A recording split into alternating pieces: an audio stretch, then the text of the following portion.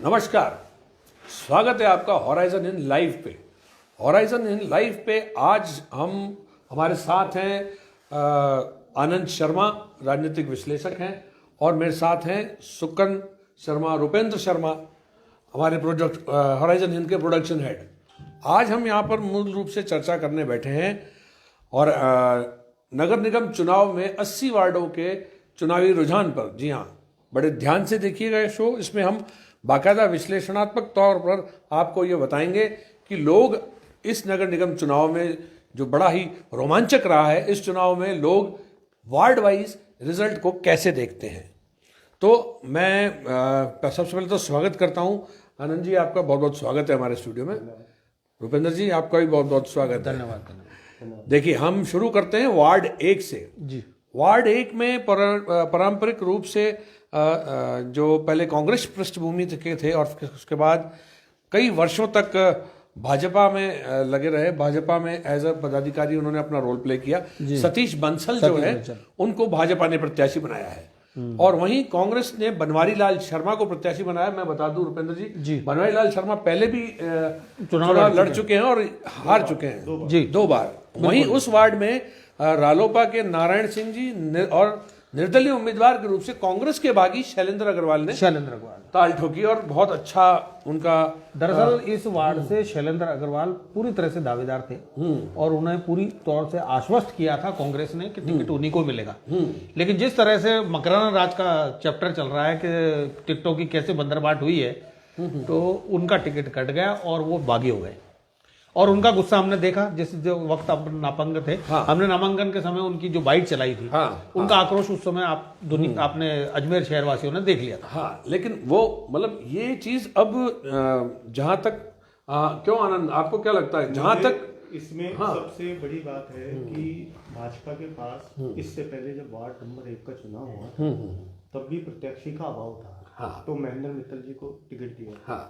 तो वार्ड के जो रहने वाले नागरिक थे, उनको किसी प्रकार का साइन करना या किसी प्रकार की बातचीत करनी होती थी तो उनको अपने क्षेत्र से बाहर 8 या 9 किलोमीटर दूर जाना पड़ता था। तो इस बार भी क्या, वार्ड नंबर 1 में जिस तरह का नुकसान हुआ था, उसके डैमेज कंट्रोल के लिए सतीश बंसल को माननीय देवनानी जी ने चुनाव के लिए आगे किया। और वार्ड नंबर 1 में क्योंकि उनको लग गया था शैलेंद्र अग्रवाल चुनाव लड़ने वाले, तो शैलेंद्र अग्रवाल ने वैसे समाज में, अग्रवाल समाज में बहुत अच्छा काम किया है, लंबे समय तक सेवा दल में भी अच्छा काम किया है। तो उनकी समाज में, अग्रवाल समाज के अंदर उनकी जो इमेज है वो एक सामाजिक कार्यकर्ता के तौर पर बहुत स्ट्रॉन्ग है। और वार्ड नंबर 1 में 700 वोट अग्रवाल समाज के हैं। अच्छा, मुझे एक बात बताइए, आपने जब वोटों की गणित की आप बात कर रहे हैं, तो आप मुझे बताइए ये वार्ड पारंपरिक रूप से इससे पहले कौन पार्षद था? इससे पहले वार्ड नंबर 1 पुराना हुआ था और ज्ञानचंद जी स्वारसत वहां से, मतलब बीजेपी का। तो इस बार जो परसेंटेज हुआ है इस वार्ड में, परसेंटेज मात्र 65% रहा है। कि जमीनी हकीकत ये है कि आज एमएलए इलेक्शन या सांसद के इलेक्शन में लोग आगे बढ़कर वोट डालते हैं, लेकिन 65% पोलिंग होना वार्ड में, ये सबसे कम। कि इतने दावेदार होना, इतने उम्मीदवार होना और लोगों का बाहर आकर वोट ना देना, एक इस बात का भी मैसेज आता है कि उनका इंटरेस्ट पार्षद के चुनाव में कम है। नहीं, या फिर ये देख लीजिए, क्योंकि पारंपरिक तौर से ये भी मानता है कि पोलिंग अगर ज्यादा होती है तो राज के खिलाफ होती है। राज के खिलाफ है ना। अब पोलिंग इसमें क्यों ही कम हुई है, हो सकता है सतीश बंसल निकल जाए इसमें, क्योंकि पोलिंग कम हुई है तो एंटी इनकम्बेंसी बनती है यहाँ पे पोजीशन। वोट आपस में बढ़ गए भाई। जो अग्रवाल और जैन जो वोट हैं वो बीजेपी के माने जाते हैं, ब्राह्मण वोट भी बीजेपी के माने जाते हैं कि स्वर्णों की पार्टी है। लेकिन ऐसा नहीं है। लेकिन अब वो वोट बैंक आपस में दो जनों में बढ़ गया है। अच्छा, ये इसमें एक चीज और देखने लायक है, बनवारी लाल जो शर्मा है, वो तीसरी बार चुनाव लड़ रहे हैं, उसी क्षेत्र के रहने वाले हैं। और सबसे बड़ा फायदा ये है कि अभी कुछ दिन पहले वार्ड नंबर 1 में एक पैम्पलेट बटा था, बाहरी बनाम तो बाहरी के हिसाब से शैलेंद्र अग्रवाल भी बाहरी, दोनों बाहरी हैं, सतीश बंसल भी बाहरी। बिल्कुल। ये लेकिन फिर भी बनवारी लाल शर्मा इतने मजबूत नहीं दिखता। सबसे ज्यादा जो बेहतरीन स्थिति जो मुझे लग रही है, वहाँ शैलेंद्र अग्रवाल की मजबूत स्थिति लग रही है, क्योंकि अग्रवाल समाज वोट के निसंदेह उन्हीं को मिले होंगे ज्यादातर, क्योंकि उन्होंने एक लंबे समय से समाज में कनेक्टिविटी का काम किया है। बिल्कुल। और साथ में क्योंकि कांग्रेस है, तो कांग्रेस के जो परंपरागत जो वोट है वो उनको मिलेंगे ही मिलेंगे। बीजेपी के वोटों में सेंधमारी हुई है, जिससे नुकसान बीजेपी को वहां उठाना। चलिए, तो इस वार्ड लेकिन को किसका माने अपन? जी जी शैलेश बताइए। अग्रवाल। मेरी तरफ से मैं सतीश बंसल को दे रहा हूँ, आप शैलेंद्र अग्रवाल को। मैं सतीश बंसल लग रहा है, क्योंकि बनवारी लाल शर्मा पारंपरिक रूप से मतलब कांग्रेसी हैं, शैलेंद्र अग्रवाल भी पारंपरिक रूप से कांग्रेसी हैं। अगर कोई गणित सीधी गणित है, व्यक्तिगत कार्यों का उल्लेख भी देखा जाए तो वो भी मायने रखता है। कि बनवारी लाल पहले निर्दलीय लड़ चुके थे, वो कांग्रेस के खिलाफ से लड़े, तो कांग्रेस के फिलहाल तो कांग्रेस की टिकट पे है। हाँ, कांग्रेस को एक रणनीति के तहत टिकट मिला। चलिए, तो चलते हैं वार्ड नंबर 2 पे। मनोज कुमार मामनानी है जो भाजपा से हैं, और यहाँ पर शैलेश गुप्ता, बिल्कुल एक पुराना कर्मठ चेहरा है जी कांग्रेस का, जी, वो है। और निर्दलीय के रूप में संदीप धाबाई हैं जो कांग्रेस से बागी होकर कांग्रेस के बागी हैं, और सचिन पायलट के राइट हैंड माने जाते हैं। जी। अब ये सचिन पायलट दाबाई और अशोक फैमिली गहलोत की जो ये पूरी चीज- सचिन से अफेक्टेड है। पहले तो ये देखें कि तो इसका क्या लग रहा है, बताओ। पार्षद के चुनाव में मनोज कुमार जो मनमानी है, इनकी सबसे बड़ी चेहरा, ये चेहरा नया है, लोगों ने आज तक देखा नहीं है। तो नए चेहरे को वोट देना एक अच्छी बात है कि नए चेहरे को उन्होंने आगे उतारा। लेकिन शैलेश गुप्ता और संदीप दाभाई ये उसी क्षेत्र के हैं और जाने पहचाने चेहरे हैं। तो ज्यादातर लोग जाने पहचाने चेहरे को ही, जिसकी फेस वैल्यू है, उसी को वोट देना पसंद करते हैं, क्योंकि स्थानीय पार्षद के तौर पे जो चुनाव होता है उसमें वो लोग देखते हैं कि क्षेत्र में कौन ज्यादा काम कर रहा है। बट यहाँ शैलेश गुप्ता जो है वो ज्यादा मजबूत पावर में दावेदार है, है, मजबूत कांग्रेस दावेदार को है, नंबर 2 और वो हमेशा से समाज सेवा जुड़ा है। कांग्रेस का बैनर उसके ऊपर हावी नहीं हो रहा है, वो समाज सेवी के तौर पर यहाँ पर आप पूरे अजमेर शहर के अंदर देख सकते हैं कि किस तरह से उन्होंने लॉकडाउन में किया। लॉकडाउन से पहले भी उन्होंने निस्संदेह रात शैलेश को गुप्ता गरीबों ने को कहा- चाय पिलाना, है ना, ये काफी सेवा कार्य उनके साथ जुड़े हुए हैं। शैलेश शैलेश गुप्ता गुप्ता ने एक अलग इमेज रखता नो डाउट काम बहुत किया है शैलेश गुप्ता ने, लेकिन यहाँ शैलेश गुप्ता को नुकसान अगर उठाना पड़ेगा तो संदीप दाभाई संदीप दाभाई की वजह से। उठाना पड़ेगा, जो कांग्रेस वही बिल्कुल सचिन पायलट के इशारे पर चुनाव लड़ रहे हैं। बिल्कुल बिल्कुल तो उस गणित के हिसाब से मनोज कुमार मामलानी की लॉटरी लग सकती है ना। चलिए, वार्ड तीसरे पे पढ़ते हैं जी। प्रतिभा पाराशर हैं भाजपा से, और मंजू सोनी कांग्रेस से हैं। जी। रालोपा से मनोरमा देवी और पूजा संध्या काबरा और ज्योति नवलानी। जी और यहाँ का वोटिंग परसेंटेज रहा है 65। जी। तो इस हिसाब से आप बताइए, आपको कैसे क्या इसमें यहाँ निर्दलीय का काम है। संध्या काबरा का काफी लंबा क्षेत्र है और आसपास में जैन वोट का भी बाहुल्य एरिया है। तो पारंपरिक रूप से क्या है संध्या जैन और सिंधी ध्रुवीकरण हो सकता है, तो दोनों वोट के हिसाब से संध्या काबरा की जीत निश्चित लगती है। अच्छा, क्योंकि यहाँ मंजू सोनी और जो प्रतिभा पाराशर जो है, इनकी यहाँ कमजोर स्थिति है। और संध्या काबरा का क्योंकि काफी अच्छा कैंपेन भी रहा और सोशल मीडिया पे उन्होंने बहुत हैंडल भी किया, तो यहाँ निर्दलीय प्रत्याशी के तौर पर संध्या काबरा का जोर ज्यादा है। 65% करीब पोलिंग हुई है, जिसके अंदर 21% जिसे वोट मिलेगा वो जीत जाएगा। एक हिसाब तो ये है, लेकिन भाजपा का वोट बैंक बढ़ चुका है क्योंकि संध्या काबरा खड़ी हुई है। तो ऐसी स्थिति में संध्या काबरा या मंजू सोनी दोनों में से एक वोट, एक का आना तय। मतलब इसमें प्रतिभा पाराशर बिल्कुल कॉन्टेस्ट से बाहर है। जी बिल्कुल। चलिए, ठीक है। तो वार्ड 4 ज्ञानचंद सारस्वत हैं भाजपा से।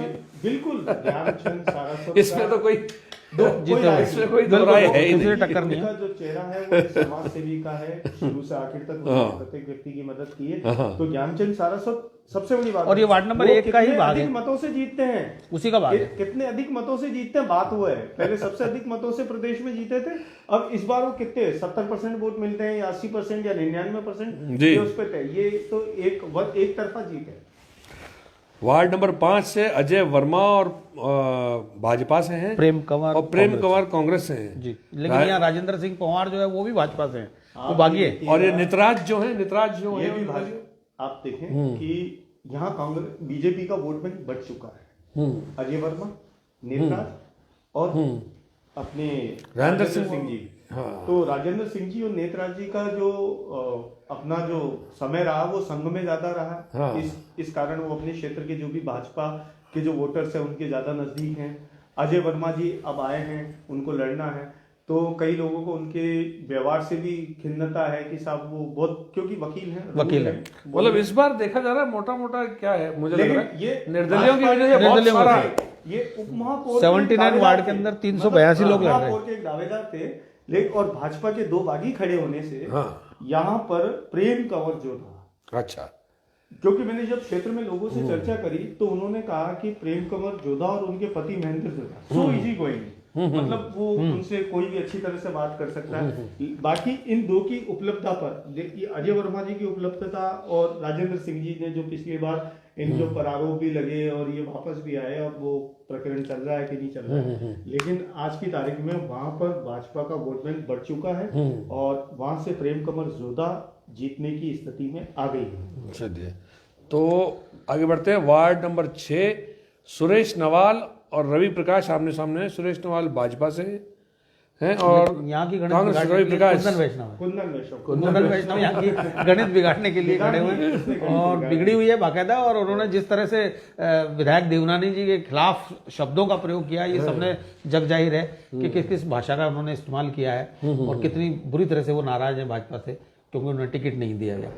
लेकिन नरेश जी, इस बार आप ये देखिए कि इन चुनावों के अंदर 79 वार्ड, एक तो 29 में तो आपकी हेमलता खत्री निर्विरोध निर्वाचित हो चुकी है भाजपा से, उनका तो टीका टूट गया। अब जो पोजीशन है वो 79 वार्ड है और 382 उम्मीदवार चुनाव मैदान में।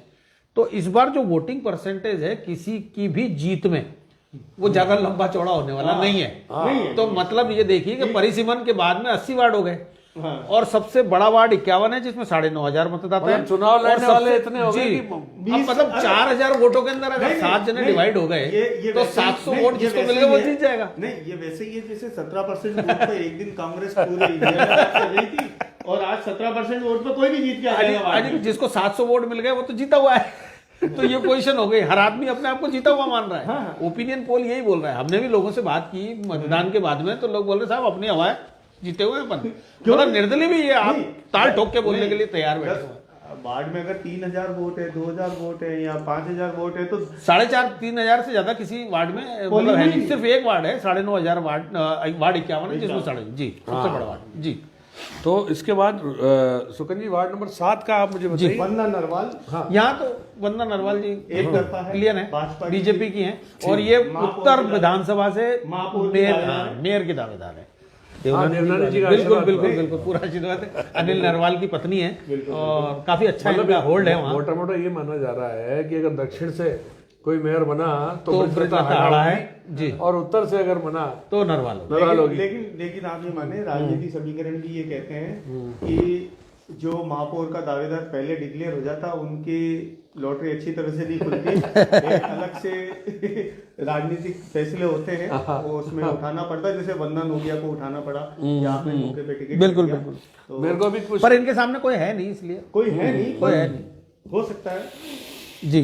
चलिए आगे है 8 नंबर 8 में सुभाष जाटव हैं जो भाजपा से हैं और हेमंत जसोरिया कांग्रेस के हैं। और बीना सुखरिया भी कांग्रेस इन तीनों के बीच है मुकाबला। सबसे पहली बात कि इसमें 59% पोलिंग हुई है, सबसे कम पोलिंग जो हुई है। हाँ, तो वही जो इसमें पहले पार्षद कौन थे मेरे ख्याल में 8 में जो कोई भी है उसमें इस कम कांग्रेस का ही था यहाँ पर भी। हाँ, तो अब इसमें जो हेमंत जसोरिया हैं वो हेमंत जसोरिया ललित भाटी के अनुयायी कहलाते थे। अच्छा। और क्योंकि ललित भाटी की डेथ के बाद हेमंत जसोरिया जो है उनका वैसे राजनीतिक तौर पे कोई आकार दिखाई नहीं दिया जी जी जी, है ना, लेकिन अपने समाज में अच्छी पकड़ रखने वाले व्यक्ति हैं। अब सुभाष जाटव क्योंकि जाटव समाज से और बीना सुकरिया जो है, बीना सुकरिया का थोड़ा प्रभाव है यहाँ, वहाँ प्रभाव है और वो परंपरागत वोट बैंक जो एससी बेल्ट का है। जी जी। बीना सुकरिया शायद जाटव है नहीं, बिना सुकरिया वो SC वाले में है। हाँ। और जो जाटव है वो दूसरे सुभाष जाटव बीजेपी से जो है इसमें इस गणित के हिसाब से RSS पृष्ठभूमि से रहा हुआ है सुभाष जाटव जी जी जी। तो मेरे विचार से यहाँ पे हेमंत जसोरिया और बीना सुकरिया आपस में वोट काटेंगे और सुभाष जाटव की जीत दिखाई दे रही है जी, बिल्कुल बिल्कुल। वार्ड नंबर 9 में अंजलि हैं भाजपा से और आरिफ हुसैन है कांग्रेस से। इधर कांग्रेस के आरिफ हुसैन का प्रभाव कुछ ज्यादा है। नहीं, प्रभाव तो ज्यादा है पर लेकिन दूसरे एक अगेंस्ट में उनके रजा कुरैशी भी खड़े हुए हैं। आप एक चीज माने कि दो पहले से रजा कुरैशी भी खड़े, हाँ, एक रजा कुरैशी और आरिफ हुसैन, और वहाँ ज्यादा वोटों का अंतर नहीं है और ऐसी स्थिति में सामान्य वोटों का दूरीकरण होना आवश्यक हो चुका है। जैसे अंजलि है, अगर वो लड़ रही हैं तो जाहिर सी बात है कि दूरीकरण हो गया है और आरिफ हुसैन और जो रजा जो लड़ रहे हैं चुनाव उनमें मुस्लिम मतदाताओं का वोट बढ़ गया है। तो अंजलि जी की जीत पक्की है। पर यहाँ करीबन 70% मतदान हुई है, पोलिंग हुई है, तो हाँ, तो काफी अच्छा अंजलि- है, वहाँ तो निकलेगी वो। हाँ, अंजलि की जीत पक्की लग रही है यहाँ पे। और आगे बढ़ते हैं, वार्ड नंबर 10 से राजू साहू और राजेश गोड़ीवाल है। और विमल पालेचा, विमल पालेचा ये भी पुराना बड़ा फैक्टर पुराना पार्षद। नहीं, ये 2 बार पार्षद रह चुके जी, हैं भाजपा पुराना की पार्षद। तरफ से। ये मतलब ये पुराने चावल है एक तरह से, को भी इसलिए जिताकर लाए हैं, ऐसी बात काफी नहीं है। अच्छा इन्होंने निगम के अंदर और रोल सबसे बड़ी रखा बात अपना। ये नामांकन भरने अकेले गए थे, इनके साथ कोई था नहीं, ये थैली में पर्चा लेकर आए और जाकर दाखिल करे। हाँ, और इन्होंने ये कहा कि साहब मैंने पर्चा दाखिल कर दिया है। तो ऐसी स्थिति में विमल पालेचा ने क्या समीकरण बनाया? विमल पालेचा का बहुत अच्छा होल्ड है उस एरिया में। तो लेकिन इनकी राजनीति में थोड़ा लंबा गैप हो गया। ऐसी स्थिति में राजेश गोड़ीवाल जो है और उसकी विमल लॉटरी- पालेचा, हाँ, उनकी लॉटरी लग सकती है। गोड़ीवाल की क्योंकि लॉटरी लग सकती है। यहाँ बीजेपी का वोट बैंक अच्छा, बढ़ मैं चुका आपको यहाँ एक बात और बता दूं, राजेश गोड़ीवाल भी ललित भाटी अच्छा, की लिस्ट में थे। जब उनके पुत्र कौस्तुभ भाटी ने जिन लोगों के नाम दिए थे, वो लिस्ट मेरी देखी हुई है। आज में खोलते हुए मुझे कोई अतिशयोक्ति नहीं है, हाँ। मतलब उस समय बोलना ठीक नहीं था शायद, है ना। लेकिन 14 लोगों की जो नाम 14 लोगों की जो लिस्ट थी उसमें राजेश गोड़ीवाल भी एक व्यक्ति हैं जिनका ललित भाटी, दिवंगत ललित भाटी के लेटर पैड पर टिकट मांगा गया था। जी जी। तो हेमंत जसोरिया, राजेश गोड़ीवाल, आगे भी और बताएंगे। हाँ जी। अब बात आती है 11, 12, 13 की। तो इसमें तो कांग्रेस ने अपने इसमें तो प्रत्याशी खड़े नहीं किए। इसमें तो पता ही नहीं है कि होना क्या है। नहीं, इसमें होना नहीं है, जो है वो मुस्लिम है, यहाँ पर जो प्रत्याशी है वो मुस्लिम है और वही जीतेगा। अब वहाँ क्षेत्रीय लोगों की जो पसंद होगा वो जीतेगा। मुस्लिमों का वो परंपरागत तौर पर कांग्रेस का माना जाता है, और यहाँ कांग्रेस लेकिन ऐसे साथ नहीं देने के बाद नहीं देने कल हम लाइव कर रहे थे तो हमने फकरे मोइन जी से इस बारे में बातचीत की थी, तो उन्होंने साफ कहा था कि वहाँ का जो भी वोटर है और जो प्रत्याशी है वो कांग्रेस का ही है। तो ये हमने प्रयोग किया, ये हमने जयपुर में किया था प्रयोग, तो हेरिटेज के अंदर हमने वो अपना जो मेयर बनाया है वो इसी प्रयोग के आधार पर बनाया है। और जयपुर ये हेरिटेज प्रयोग ऊंधा पड़ गया और तो ये क्या होगा? और इसी प्रयोग को लेकर इन्होंने अजमेर के अंदर किया है। क्योंकि इन्होंने बाकायदा अपना बहुत बड़ा कार्यक्रम आयोजित करके उस एरिया में अरुण चतुर्वेदी, हाँ, काफी बैनर पोस्टर वगैरह लगाए और बहिष्कार किया, ब्लैक डे मनाया इन्होंने इस बारे में। वार्ड नंबर 11 में जो मोहम्मद आजाद है, इन्होंने लॉकडाउन पर बहुत अच्छा काम किया। और मैंने वहाँ करीब करीब जितने भी लोग हैं उनसे अगर बातचीत हुई तो उन्होंने कहा कि साहब हर बार जो पिछली बार यहाँ से जो चुनाव लड़ने वाले परिवार के जो 15 साल से राज कर रहे हैं, तो उन्होंने उस समय कोई ज़्यादा काम नहीं किया, लेकिन मोहम्मद आजाद ने बहुत अच्छा काम किया। तो वार्ड नंबर 1 में जो 73% जो पोलिंग हुई है वो इस बार ज़्यादातर मोहम्मद आजाद की मेहनत का ही नतीजा है। आप ये माने कि यहाँ शहजाद खान और मोहम्मद आजाद की सीधी टक्कर है। चलिए ठीक है, देखते हैं। लेकिन फिलहाल क्या ये डाइसी है तो 11, 12, 13 छोड़ 14 पे आ जाएं। हेमलता बंसल है, आरएसएस पृष्ठभूमि के हैं, और भावना चौहान है सामने। अब यहाँ पर निर्दलियों में डिम्पल चौहान है, हिना कुंदनानी है, पूजा मेघवंशी है, प्रीति मोदी है, राखी चौरसिया और आरती अजमेरा है। यहाँ 60.41% पोलिंग, यहाँ पे 61% पोलिंग हुई है। 61% पोलिंग हुई है। तो इस यार हेमलता बंसल का निकलना, हाँ, हेमा बंसल का निकलना तय है, क्योंकि आरएसएस का बड़ा ही वो ऑर्गेनाइज्ड सेटअप है और उसके जो पति हैं वो खुद भी बहुत कर्मठ, हर तरह से कनेक्टेड हैं। अब आते हैं वार्ड 15 पर, जिसमें किशन बालानी है और नकुल खंडेलवाल आमने सामने हैं। बिल्कुल, है ना। निर्दलियों में मयंक गुप्ता है, मनोज कुमार है। तो यहाँ पर भी प्रत्याशी 4 ही है। 69.44% पोलिंग हुई है। ठीक है, पोलिंग तो अच्छी है। किशन बालानी का निकलना तय है, मैं बताऊं आपको। हाँ बिल्कुल, कारण ज्यादा परसेंट पोलिंग हुई है। कारण नकुल खंडेलवाल कम एक्सपीरियंस्ड है। नकुल खंडेलवाल के वो क्योंकि महाजन समाज से हैं, तो महाजन समाज से 2 जने और भी खड़े हुए हैं, है ना। युवा चेहरा है लेकिन एक्सपीरियंस कम है। और किशन बेलानी जो है उनको वहां पर बहुत अच्छी पकड़ है उनकी, आरएसएस की उठबैठ है, तो वो सीट निकली हुई सी दिखाई देती है। आगे चलते हैं, वार्ड नंबर 16 में भारती श्रीवास्तव और हिमांशु गर्ग आमने सामने है। भारती श्रीवास्तव जाना माना चेहरा है भाजपा का, पहले खुद पार्षद रही, फिर इनकी बेटी पार्षद रही, अब वापस से इन्हें टिकट दिया गया है भाजपा से। 70.29% पोलिंग हुई है यहाँ इस क्षेत्र में। 65% हुई है। अब मैं बताऊं आपको, बताइए, कंफर्म कीजिए। 15 के अंदर है 68.92, 16 में कह रहा हूँ, 16 वार्ड है ना इनका भारती श्रीवास्तव में 65.35। हाँ 65.35 जी, है ना। तो ऐसे यहाँ पे भी चंद्र बालानी जो है वो एक आम आदमी पार्टी से खड़े हैं और आम आदमी पार्टी का खैर सिंबल ही नहीं है, सिंबल ही नहीं है। वो लेकिन मिला ही नहीं ना। उनसे समर्थित कैंडिडेट हैं बिल्कुल जो खड़े हैं यहाँ पर। तो ये थोड़ा बहुत हेर फेर सिंधी वोटों का हो सकता है जो कि भाजपा को ही नुकसान पहुंचाए, लेकिन फिर भी वहां से भारतीय जनता निकल जाएगी, बिल्कुल आराम से निकलेगी, क्योंकि उन्होंने काम काफी किया है। जातीय समीकरण उन्होंने उस क्षेत्र में काम भी अच्छा किया है। लॉकडाउन के अंदर हमने देखा उन्होंने काम काफी किया। वार्ड नंबर 17 में विक्रम तंबोली है भाजपा से और कांग्रेस से सुमित्रा खेतावत हैं। यहाँ से भी विक्रम तंबोली का निकलना, विक्रम तंबोली आराम से। हाँ, गणित और कोई खास बड़ी उसमें कोई खास बड़ी गणित नहीं है। 71% वोटिंग हुई है। जी 18 में मुकेश मेघवंशी और पिंकी बालोटिया हैं जी, जिसमें निर्दलीय उम्मीदवार हैं कैलाश चंद्र सोनारीवाल, सूरज कलोसिया, लाल चंद रिंगोनिया और मनोज। 72% पोलिंग हुई है। ऐसी वार्ड है और यहाँ पर भी वही जातीय समीकरण चलेगा। और एक ही जाति से जुड़े हुए काफी लोग एक साथ खड़े हुए हैं चुनाव मैदान में।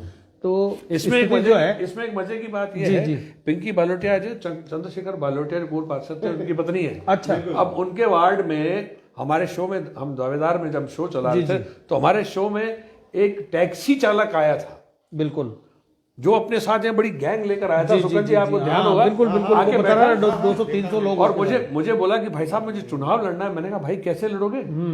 तो बोला भाई साहब आप देखो बाहर भीड़। मैंने भी देखा, भाई गजब आदमी इतने सारे इसके साथ। जी। मैंने इंटरव्यू करके भेज दिया लाइव के बीच में। उसने कहा कि मैं टैक्सी चालक हूँ जी।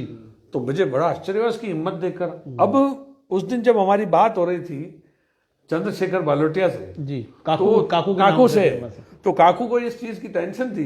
बोला नरेश भाई वो बहुत परेशान करेगा वो आदमी क्योंकि उसका वहां पे होल्ड बहुत अच्छा है। जी। तो ये चीज मुझे सुन के आनंद इसलिए अच्छा लगा क्योंकि जैसे ही इंटरव्यू खत्म किए, मैंने 2-3 दिन बाद लोगों ने मुझे आकर कहा सर आप किसी को भी बिठा लेते हो इंटरव्यू पे, हाँ आप देखो तो सही बोला कौन है।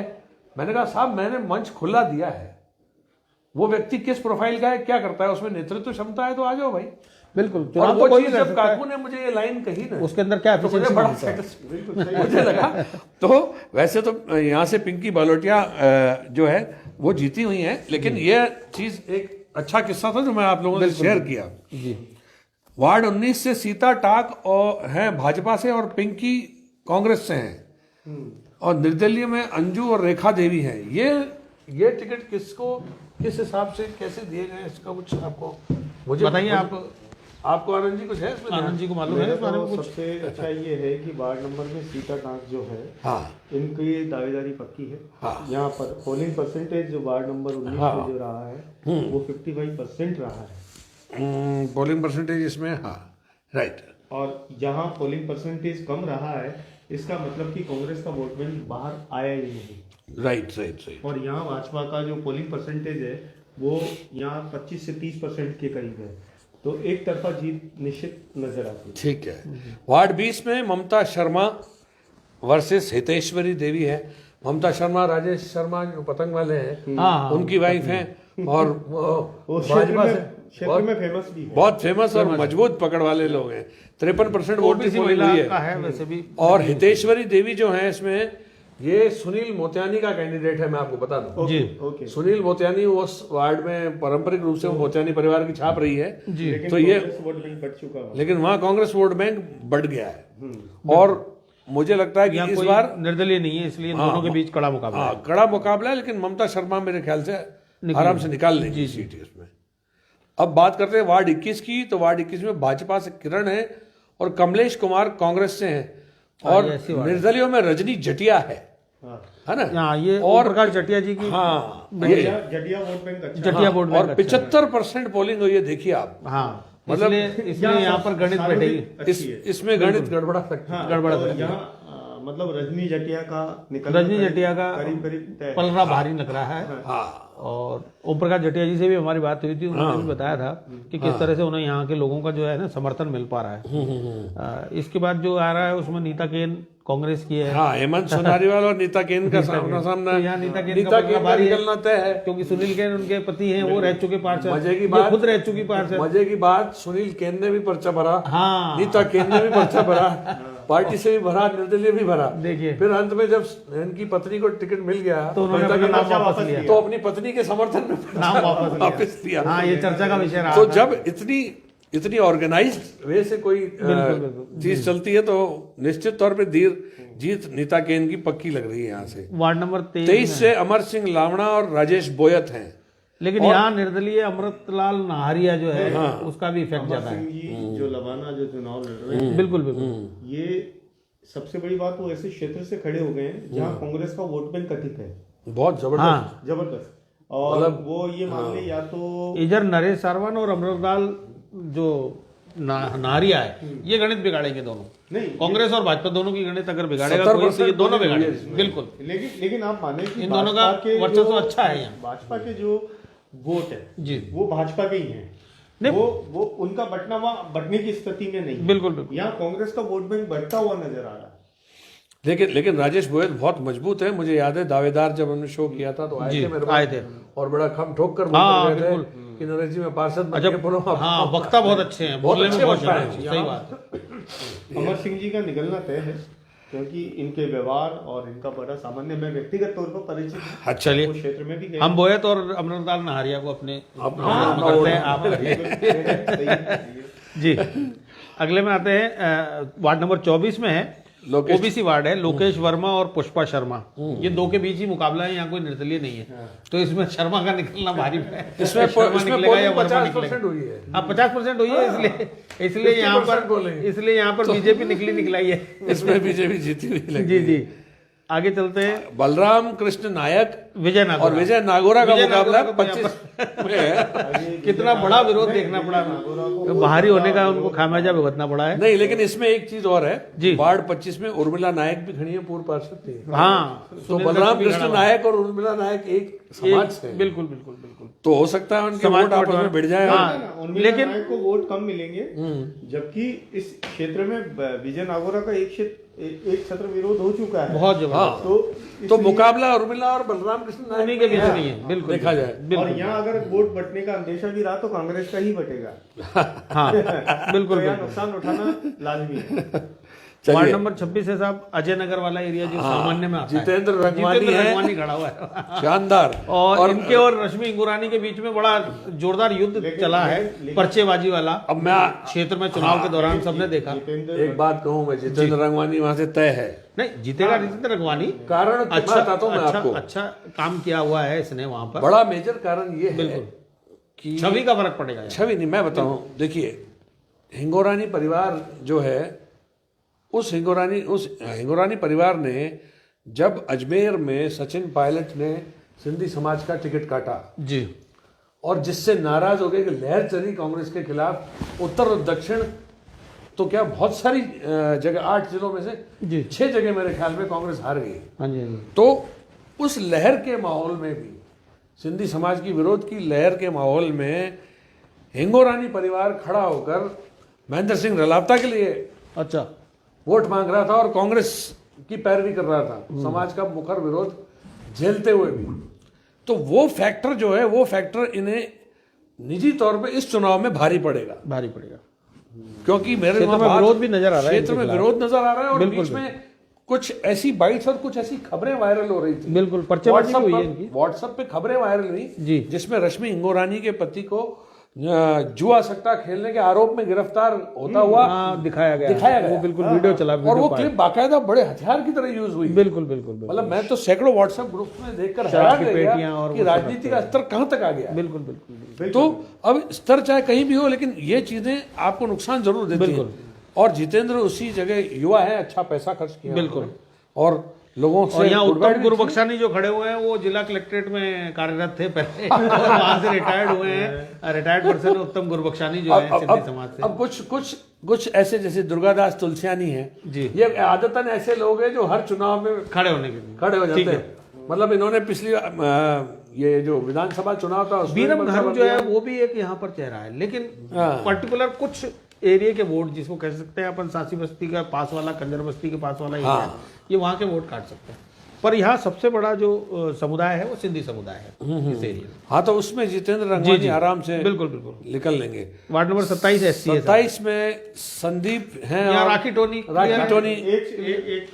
एक तरफा एक तरफा है। श्रवण टोनी की पत्नी टोनी है। की पत्नी है जी राखी टोनी निकली हुई है। बिल्कुल। अब यहाँ 28 में भारती जांगीड़ और सुभा सुभा चौधरी चौधरी में मुकाबला है। सुभा चौधरी कांग्रेस से जी। हैं और भारती जांगीड़ बीजेपी से। सुभा चौधरी मेरे ख्याल में युवा नेता कौन है, लोकेश जी के परिवार लोकेश से? की पत्नी नहीं, वो नहीं उस परिवार से नहीं। नहीं। खैर, निर्दलीय में गायत्री सोनी है। तो ये यहाँ पे भी लगभग ये लोकेश की पत्नी ही है शायद, सुभा चौधरी लोकेश। लेकिन फिर भी यहाँ पे भाजपा का जो है जी जी जी। पलड़ा भारी लग रहा है। 29 में अब निर्विरोध निर्वाचित है ही हेमलता खत्री जी। ये वो clear हो तो चुका है। सबसे पहले लॉटरी लगी सबसे थी। पहले लॉटरी लग गई। इन्होंने तो भगवान और संतों का और महंतों का सबका शुक्रिया अदा कर दिया था। हमने इनकी बाइट भी चलाई थी। जी हाँ, वार्ड नंबर 30 में है गोवर्धन गुर्जर, राजेश यादव और मोहम्मद वसीम।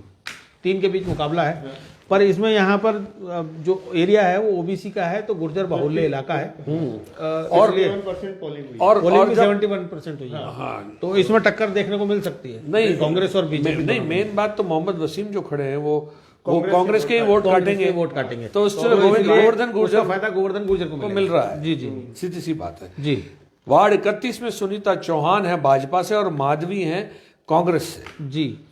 ये भी गुर्जर बाहुल्य वाला इलाका है। अच्छा, इसमें 59% पोलिंग हुई। ना, वोलिंग कम हुई है, सबसे कम वोलिंग। का नुकसान कांग्रेस को सामान्य महिला का है। कम का भुगतान करना पड़ेगा, ये बात सही है। चलिए, इसमें भी सुनीता चौहान जो है क्लियर दिख रही हैं। वार्ड नंबर 32 में परविंदर सिंह हाड़ा आरिफ और आरिफ खान, पिंकी आरिफ घोरवाल, मोहम्मद खान। सत्यनारायण, हाँ, काफी इसमें तो जने हैं इसमें भी। इसमें ढेर लगा हुआ है भाई। मतलब आखिर चाहते क्या है लोग? घर से जो घर से छूटता है रईस चुनाव अहमद तक है। 74% पोलिंग हुई है। और यहाँ कांग्रेस का प्रभाव ज्यादा लग रहा है। अच्छा, जी, आरिफ खान जी का यहाँ पर प्रभाव ज्यादा है। ठीक हाड़ा है। का लेकिन मैंने देखा है, देखिए आप निर्दलियों में आप लिस्ट देखिए। जी। मोहम्मद फरीद खान एक पिंकी घोरवाल है ना, सुनिए मैं बताता जी, जी। हूँ। आरिफ खान मुस्लिम है ना। तो निर्दलियों में मोहम्मद रफीद खान 1, बिलाल खान 2, आरिफ खान 3 और रईस अहमद 4। जी। तो मुस्लिम वोट बैंक चार वोट में चारों में कट 4 निपट रहे जाएंगे। हैं। तो इसमें परविंदर सिंह का परविंदर सिंह ले सकता है। बिल्कुल ठीक बोले आप। 33 में गणेश रावत हैं भाजपा के प्रत्याशी और अबरार अहमद कांग्रेस के प्रत्याशी हैं। हाँ, ये भी ओबीसी निर्दलियों में आप देखिए साहिल खान, जावेद खान, सोहेल इमरोज, खालिद खान, मोहसिन अहमद खान। मतलब काफी सारे यहाँ भाजपा की सीट इस बार देखा जाए कांग्रेस को रावत लेकर डूब रही है। बिल्कुल साफ दिख कांग्रेस रहा के है। काफी बागी है। जबरदस्त। अब देखिए भाजपा यहाँ- से ज्यादा तो ये कांग्रेस गणेश रावत की लॉटरी इस क्षेत्र में भी खुलने जा रही है। 61% मतदान हुआ है। 34 में महेंद्र राव हैं और जयश्री शर्मा है। मेरे ख्याल में जयश्री शर्मा वही है जो आम आदमी पार्टी जो पहले आम आदमी। बिल्कुल हाँ। निर्दलीय से सरला हैं, राकेश गढ़वाल हैं, चेतन प्रकाश सैनी हैं। इसमें क्या रहेगा? सामान्य वार्ड है। इसमें तो गणित जो है वो स्थानीय मतदाता निर्धारित करते हैं। राव और जयश्री के बीच में मुख्य टक्कर है। निर्दलियों का इतना वर्चस्व वहां दिखाई नहीं देता है। वार्ड नंबर ऐसा है वो। तो इसमें लॉटरी किसके नाम सामान्य खुलेगी, है। आनंद जी? आप बताइए इसमें राव रहेंगे या शर्मा रहेंगे? देखिए सर, मैं तो ये इतना जानता हूँ कि राव जो वोट जो है जी। वो कहीं बटे नहीं है। बटे नहीं। यहाँ पर उनके वोट इतने ज्यादा नहीं है। आपको मैं संज्ञान में दिला दूं, यहाँ पर उसके मात्रा में वोटर कम है। तो ध्रुवीकरण जो है वो जाति आधारित नहीं होगा।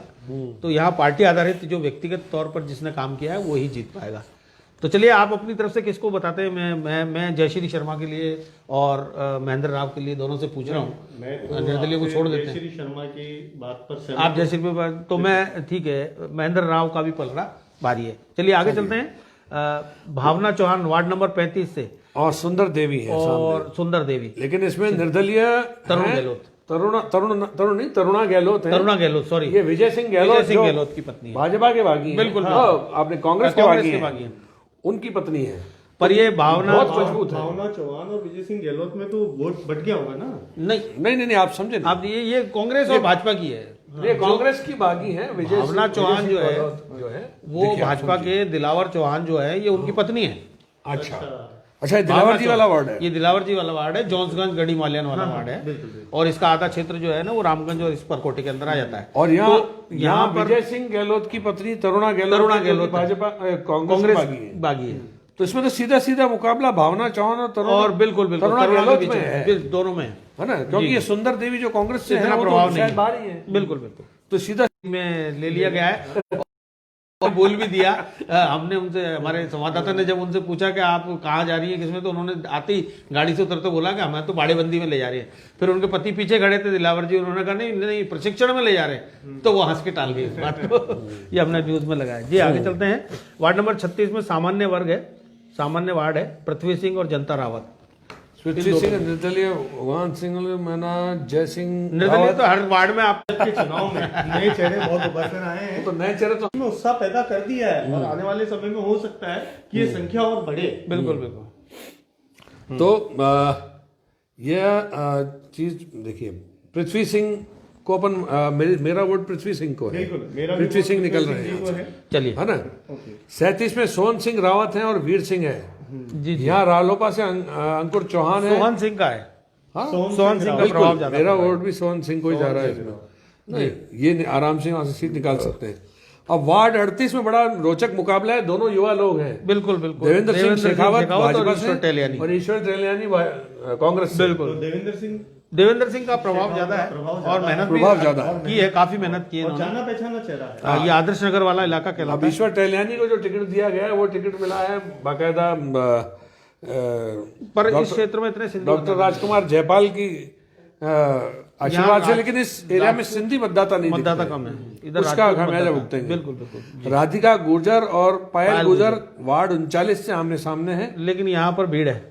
नहीं, यहाँ पे पायल गुर्जर निकल जाएंगी, हाँ। क्योंकि पूसा गुर्जर जो है वो उनके परिवार से हैं। पूसा गुर्जर बहुत जी। मजबूत चेहरा है वहाँ आगे इस क्षेत्र में, जहाँ मेरे ख्याल में बालूपुरा गांव आता है आगे, तो बालूपुरा क्षेत्र में बहुत अच्छी पकड़ है पूसा गुर्जर की। बिल्कुल। तो मैं यहाँ से मेरे मत से पायल गुर्जर आराम से निकल यहाँ सारे गुर्जर समाज के ही लोग हैं जितने भी हैं। ये मधु सेन जो है वार्ड 40 में निर्मला शर्मा और रजनी कछावा आमने सामने हैं। हाँ ये इसमें निर्दलीय कोई नहीं है, डायरेक्ट मुकाबला है और 65% पोलिंग हुई है। बिल्कुल बिल्कुल बिल्कुल। तो इसमें आप ये भी सामान्य महिला का है। हाँ। इसमें निर्मला शर्मा जो वार्ड ये आ जाता है ना, वहाँ पर इस तरह के वोट ज्यादा हैं, इसलिए मुकाबला जो है वो निर्मला शर्मा का निकलने का ज्यादा लग रहा है। निर्मला शर्मा का देखिए, सामान्य मैं वार्ड बताऊं, है, सामान्य महिला। ये केसरी कॉलोनी, बिहारीगंज, बिल्कुल बिल्कुल ये हनुमान नगर, अगेरा, ये गोवा कॉलोनी, ये क्षेत्र है। जी जी। परिसमन के बाद में आधा उधर चला गया, आधा इधर। हाँ हाँ। वार्ड नंबर 41, वार्ड 41 में नीतू मिश्रा और वनिता वडाना, रंजन की मिसेज हैं जो रंजन शर्मा की। हाँ, तो ये इन्होंने काफी काम किया है वहाँ पर। इनके पति खुद रंजन शर्मा बड़े एक्टिव रहते हैं वार्ड के अंदर और लगातार काम कराते रहते हैं। और इन्होंने हाँ, तो यहाँ नीतू मिश्रा के लिए। जी अगले चलते हैं। 42 में संदीप माखीजानी भाजपा से हैं और कांग्रेस से श्याम सुंदर हैं। और निर्दलियों में नंदलाल, सरबजीत सिंह छाबड़ा। अब इसमें जो गुलजीत छाबड़ा है वो आम आदमी पार्टी के प्रवक्ता हैं। सरबजीत छाबड़ा हैं वो भारतीय जनता पार्टी के हैं। तो ये दोनों निर्दलीय हो गए, यानी बागी हो गए, इनको टिकट नहीं मिला। तो चलिए, गुलजीत को तो अभी तक कोई सिंबल की कोई बात ही नहीं थी, इसलिए वो तो निर्दलीय ही लड़ रहे थे। इधर से काजल यादव जो है वो ईश्वर राजौरिया की पत्नी है। जो ईश्वर राजौरिया जो कांग्रेस के युवा कांग्रेस के अच्छे पद पर रहे, छात्र राजनीति में भी रहे, ये उनकी पत्नी काजल यादव। तो यहाँ मुकाबला जो है काफी जोरदार वाला होने की संभावना यूं है कि संदीप माखीजानी जो है वो टिकट लेकर आ गए बीजेपी से, और श्याम प्रजापति जो है वो कांग्रेस से। श्याम प्रजापति पहले भी यहाँ पर रह चुके हैं। काजल यादव 43% भी अच्छा, 42 काजल यादव।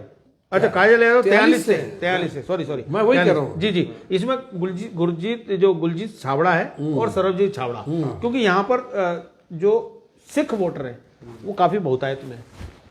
कुछ पारसी भी हैं, कुछ दूसरे समुदाय के भी हैं। तो ये जो वार्ड है इसमें आपको टक्कर देखने को मिलेगी, क्योंकि कल देखा अपन ने वोटिंग के दौरान भी शाम को कॉन्वेंट स्कूल के अंदर जो पोलिंग बूथ था 69 है, कल शाम को कितना हंगामा हुआ, लाठी तक चार्ज हुई है वहां पर साहब। अच्छा, ये वही क्षेत्र है। ये वही क्षेत्र है जी। तो इसमें आपको क्या लग रहा है कि कौन किसका?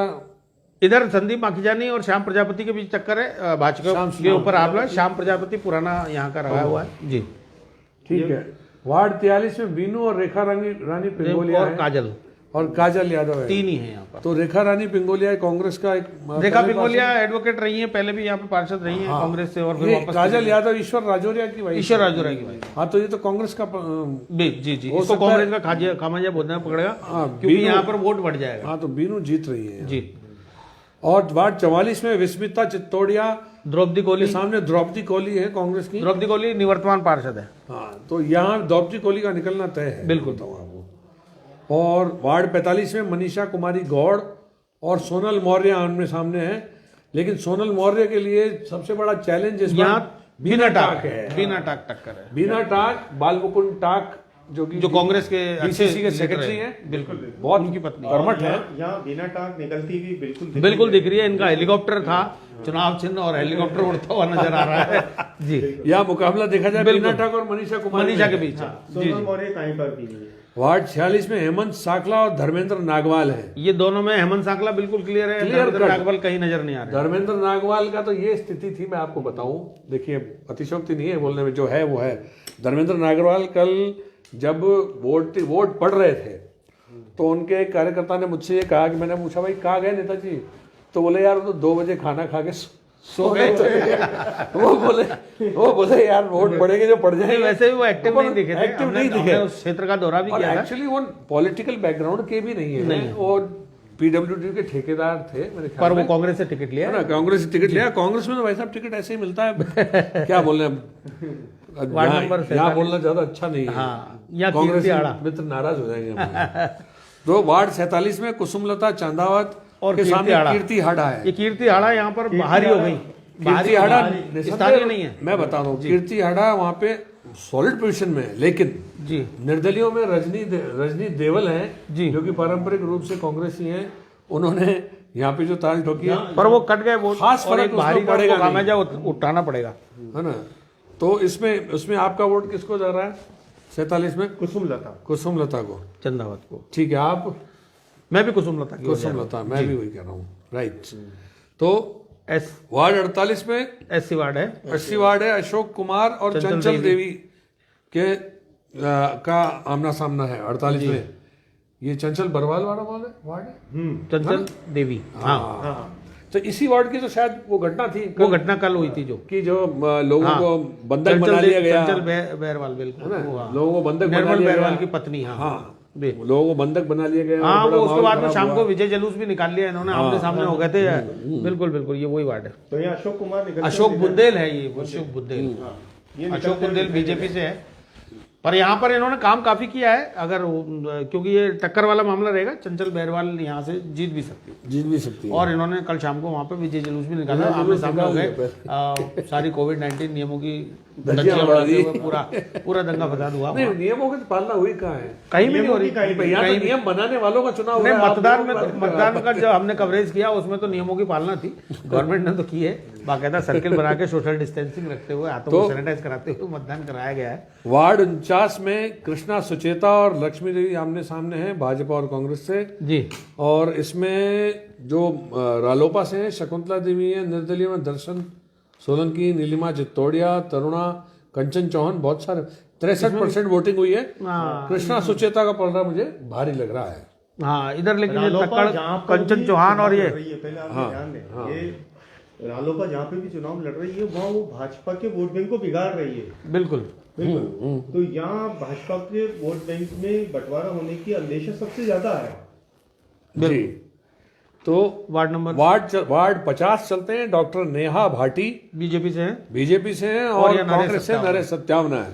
यहाँ नरेश सत्यावना का पलड़ा निर्दलियों में पुनीत साकला कांग्रेसी हैं। देखिए, निर्दलियों में पुनीत साकला कांग्रेसी हैं, इंद्र कुमार में ध्यान नहीं, मुकेश, सुरेंद्र कुमार, सुनील कुमार ये भी कांग्रेसी बैकग्राउंड के हैं। लेकिन नरेश सत्यावना का वहाँ पे इतना जबरदस्त जमीनी पकड़ है, मैं बता दूं। पकड़ है, लेकिन कांग्रेस के 2 कार्यकर्ता खड़े हो चुके हैं। मेरा वोट यहाँ नेहा भाटी जो है वो कांग्रेस के समर्थन से, मतलब आप ये माने कि ये कांग्रेस के समर्थन से ये क्या था? अन्योन्य समर्थन है, भाजपा की है वही, लेकिन ये भाटी परिवार से ही तो बिलोंग करती है। नहीं, आपको गलत फहमी है, मेरी बात समझिए।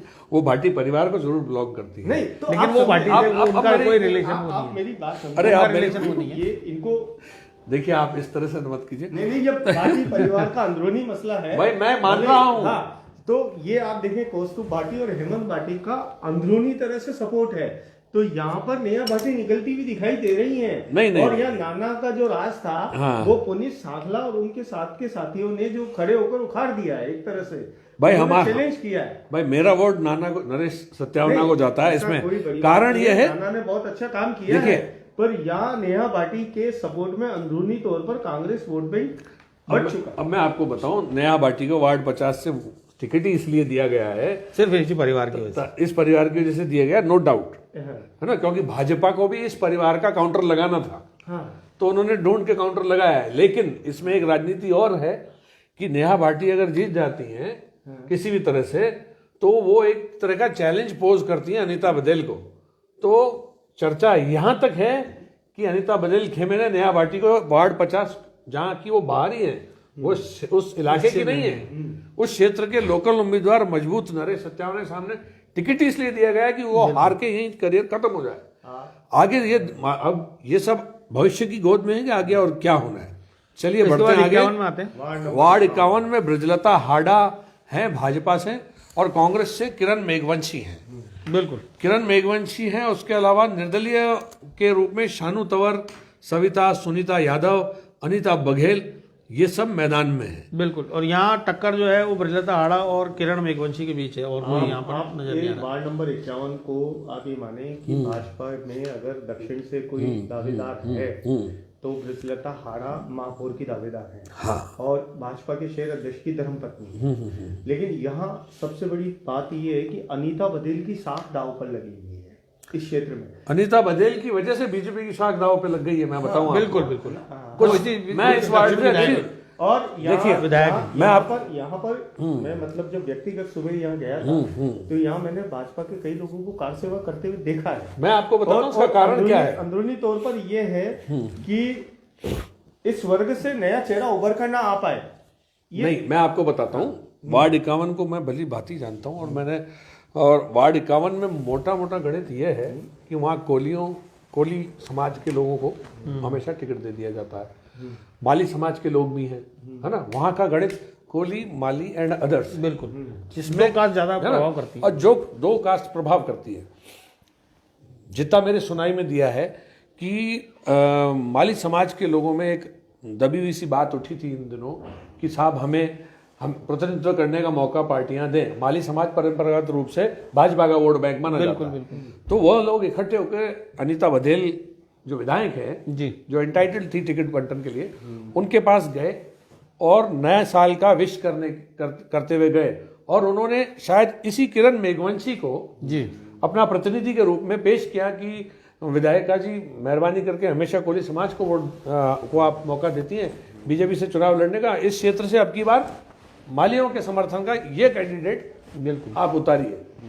जिस चीज पर अनीता बघेल बहुत रुष्ट हुई, उन्होंने बहुत मतलब कड़े शब्दों में, मतलब लिटरली धुतकारते हुए उस भीड़ की बेइज्जती की, और उस भीड़ ने बेइज्जती का बदला लेने के लिए किरण मेघवंशी को आगे किया। मैं आपको बता दूं, किरण मेघवंशी को टिकट देकर कांग्रेस ने भी चांस लिया है। बिल्कुल, अगर किरण मेघवंशी को कांग्रेस टिकट नहीं भी देती तो भी किरण मेघवंशी निर्दलीय के तौर पर मैदान में होती। मैं इतना सब इसलिए कह रहा हूं क्योंकि किरण मेघवंशी हमारे शो दावेदार से निकली, तो मैं लगभग उस सारी गणित से वाकिफ हूं। तो अगर कांग्रेस टिकट नहीं भी देती तो किरण मेघवंशी चुनाव लड़ती और गणित बिगाड़ती यहाँ भाजपा का। लेकिन कांग्रेस ने एक चांस लिया है कि उसको उस चीज को टक्कर में लाया जा सके। लेकिन जिस तरह का रुझान आ रहा है, जिस तरह की बातें चल रही हैं, यहाँ पे मुकाबला बहुत कड़ा है, और क्योंकि भाजपा की साख दाव पे है, और वो दाव पे लगी भी उनके अपने ही नेता बिल्कुल अनीता बघेल की वजह से है। यहाँ पोलिंग भी 62% हुई है। 62% पोलिंग हुई है, तो उस हिसाब से नहीं लगता कि रिजल्ट कोई खास बदलाव वाला आने वाला है। यहाँ पर भाजपा के लिए बदलाव की लहर लेकिन पूर्व में नहीं है, क्योंकि यह ब्रजलता हाड़ा को नुकसान उठाना पड़ सकता है किरण मेघवंशी के जरिए, लेकिन इतना नहीं होगा जितना। लेकिन ये पूर्व में वार्ड जो था, पहले ये 38 वार्ड हुआ करता था, और बाद में अभी 51 अनीता बघेल को, और पहले यहाँ पर ललित वर्मा जो है वो कांग्रेस के पार्षद थे। ये वार्ड 38 हुआ करता था, जो अब 51 हुआ है। पहले यहाँ पर ललित वर्मा ने भी काफी काम कराया, ऐसी बात नहीं है। परंपरागत तो ये कांग्रेस का वार्ड ही रहा है, बट वो जो ध्रुवीकरण आप बोल रहे हो ना कि माली और कोली वोट के बीच में, तो उसमें इस बार जो लग रहा है वो हवा जो है ब्रजलता हाड़ा जी के पक्ष में चलती हुई नजर आ रही है। नहीं, नो डाउट वो मेयर की दावेदार हैं, पर आप राजनीतिक समीकरण भी देखें कि इससे पहले हाड़ा जी जब मेयर के चुनाव में लड़े मतलब थे, कुछ वार्ड तो शहर में ऐसे हैं जिसमें टक्कर बिल्कुल बिल्कुल गणित के हिसाब से भी यहाँ- समझ से यहाँ बाहर पर आती किरण है। मेघवंशी टक्कर देती हुई दिखाई दे रही हैं और नहीं, यहाँ कुछ है, भी हो मान लो सकता मैं टक्कर है। पर यहाँ लोगों के मुंह से ब्रजलता हाड़ा ही सुना बिल्कुल जा रहा है, बिल्कुल है ना। क्योंकि हमने कल वार्ड का भी दौरा किया था। चलिए आगे चलते हैं। वार्ड 52 52 में सीलम है और मधुबाला है आमने सामने। जी, बसपा से सरोज रानीवाल है, निर्दलियों में सरोज कुमारी और रचना देवी है। बिल्कुल इसका आप बताइए क्या रहेगा। मेरे ख्याल से ये ऐसी महिला वार्ड है। 66% पोलिंग हुई है इसमें। मैं आपको बताऊं, यह क्षेत्र है 66, राइट। मैं आपको बताता हूँ 66 हुआ, शास्त्री नगर 66 नहीं था, 52 एक मिनट, सॉरी 52 52 यह है वही गुलाबबाड़ी, ब्रिज विहार, मिस्त्री मोहल्ला, गुलाबबाड़ी, बैरवा बस्ती। हाँ, हाँ ना, तो यहाँ पे इस यहाँ हिसाब पर से माली वोटर बहुत ज्यादा है। माली वोटर ज्यादा है। जी जी, है ना, तो इसमें ये इन दोनों में से कौन बैरवा समाज से है उस पर निर्भर करेगा। रेणु बैरवा, रेणु बैरवा, वो भी रेणु बैरवा तो नहीं है यहाँ पे। सरोज कुमारी और रचना नहीं, देखिए, लेकिन यहाँ पर में सीलम और मधुबाला है। देखिए यहाँ तो लेकिन यहाँ जो ये बेल्ट है वो बीजेपी को सपोर्ट करने वाला बेल्ट है। यहाँ व्यक्तिगत तौर पर किसी प्रत्याशी को नहीं देखा जाता, यहाँ पर देखा जाता है राजनीतिक दल को। यानी कि कमल का फूल देख रहे हैं तो उन्होंने सबको मालूम है कि हमारे सामने प्रत्याशी कोई भी हो, हमें तो कमल को देना है, बस यही कमल को देना है, मोदी को देना है, मतलब और दूसरी चीज नजर नहीं आती उनको। यही स्ट्रेटेजी इन लोगों ने अपना ली है। मतलब मुझे तो ये लगा था इस चुनाव में कि लिटरली ये खेल इस तरह से खेला जा रहा है कि आप पहले तो बात करो लोकल मुद्दे की, लोकल आदमी की, फिर धीरे धीरे उसको खींच के आखिरी दिन में मोदी पे ले आओ, आप जो कि एक लाजवाब बात है। आप ये माने कि भाजपा के जितने भी पार्षद चुनाव लड़ रहे हैं उन्होंने सोशल मीडिया पे अपना वीडियो डाला है जहां मोदी जी वोट मांगते नजर आ रहे हैं। बिल्कुल। तो आप ये माने कि भाजपा के आईटी सेल ने तैयारी कर ली है कि मोदी जी सांसद विधायक के बाद अब पार्षद के चुनाव में लड़ा। बिल्कुल कोई बड़ी बात नहीं है कि यहाँ से भाजपा निकल और सबने उसको बाकायदा सोशल मीडिया पे काम पे लिया कि आपका वोट मुझे जाएगा। अच्छा, कल मैंने बात भी की फील्ड में रहते हुए, मैंने लोगों से कल बात भी की, तो मैंने पूछा नहीं, हर मोदी घर घर मोदी, बिल्कुल नहीं, उन्होंने क्या कहा, मैं ये कह रहा हूँ मतदाता ये लेडीज मत ज्यादा, हाँ खासकर बता रहा हूँ मैं आपको, जब मैंने उनसे पूछा कि किसको वोट देकर आए, कि कमल को। अच्छा, मतलब प्रत्याशी का नाम तक नहीं पता उनको, किसको देके आए, कमल को। बात करते भाई कमल बैरवा को, कमल प्रकाश को, कमल के फूल को, कमल के फूल को। तो भाजपा का चुनाव चिन्ह कमल का फूल, उनको याद है कि कमल के फूल पे लगाया। चलिए आगे चलते हैं। 53 से सुकन जी बताइए। ये SC वार्ड कहलाता है और सत्यनारायण कोमल है यहाँ से। यहाँ कांग्रेस का कोई नहीं है। हाँ, कुशाल कोमल, हाँ सत्यनारायण कोमल, सत्यनारायण कोमल भाजपा से हैं हाँ जी, और कांग्रेस से कुशाल कोमल। कुशाल कोमल, राजकुमार, हेमंत गोरा। ये हेमंत गोरा का भी प्रभाव काफी है, पुराने रहे हुए हैं, यहाँ के ही हैं। नहीं, लेकिन यहाँ पे सत्यनारायण कोमल ही सत्यनारायण कोमल का प्रभाव साफ दिख रहा है यहाँ पर। इसी तरह वार्ड 54 में भी आप बिल्कुल क्लियर बोल सकते हैं कि दीपक कुमार दानका जो है वो निकले दीपक दानका निकल रहे हैं बिल्कुल इसमें भी, क्योंकि यहाँ दानका समाज से बहुत सारे लीडर हैं, लेकिन दीपक दानका को बिल्कुल मतलब माना विजयी माना ही जा रहा है। यहाँ पर भी वही आप बात जो मैं पहले बोला, वही चीज।